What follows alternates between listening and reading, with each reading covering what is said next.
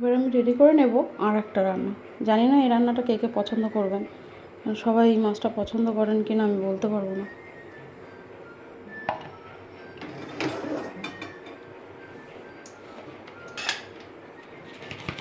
দেখুন আমি করে নেব আজকে কুচে মাছ। নিচে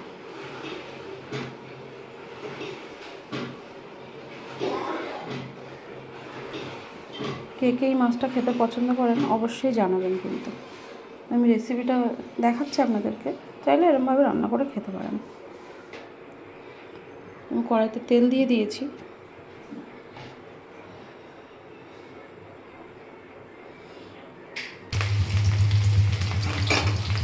গরম মশলাটা ফোড়নে দিয়ে দিয়েছি আর একটু পেঁয়াজ কুচি দিয়ে দিয়েছি। পেঁয়াজটা আমি এবার লাল লাল করে ভেজে নেব।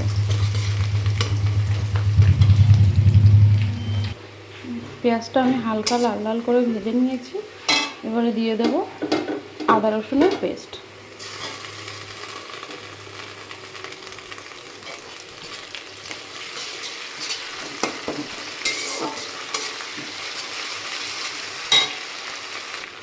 আদা রসুনের কাঁচা গন্ধটা চলে গেছে। এবার আমি একটু জিরে আর গোলমরিচ বাটা দিয়ে দেবো, আর দেবো একটু কাঁচা লঙ্কা বাটা।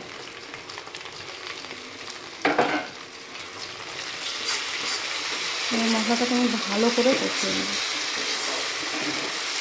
মশলা ভালোভাবে কষিয়ে নেব, তরকারিটাও খেতে ভালো লাগবে। দেখতে হবে মশলার কাঁচা গন্ধটা চলে গিয়ে তেল ছেড়ে দিয়েছে কিনা।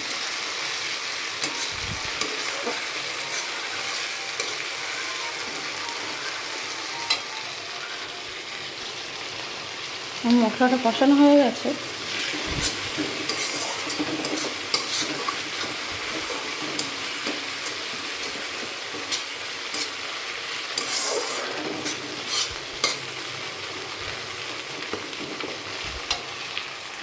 এবার আমি একটু নুন আর হলুদ দিয়ে দেবো।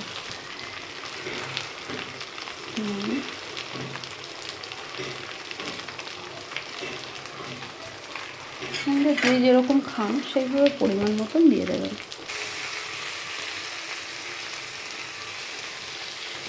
একটু হলুদ।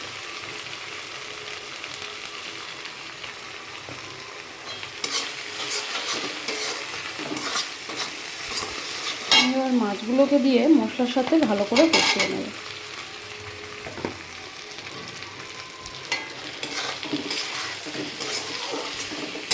মাছগুলোকে ভালো করে কষিয়ে নেব,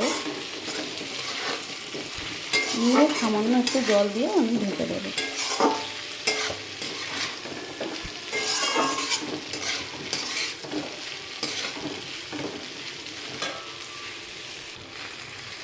মাছটা আমি মশলার সাথে ভালোভাবে কষিয়ে নিয়েছি। এই মাছটা মাংসের মতো কষা কষা করে রান্না করলে খুব ভালো লাগে।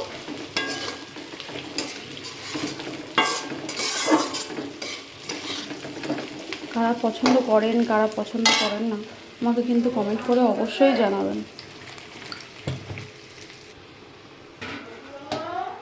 এবার আমি একটু জল দিয়ে দেব।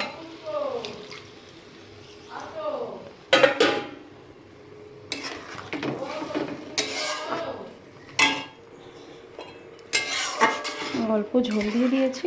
এবার আমি ঢেকে দিয়ে করে নেব।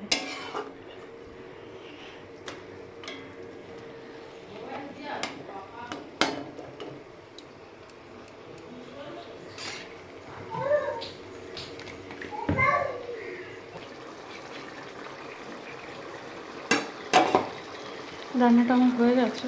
আমি এবার একটু গরম মশলা দিয়ে এটা অফ করে দেব।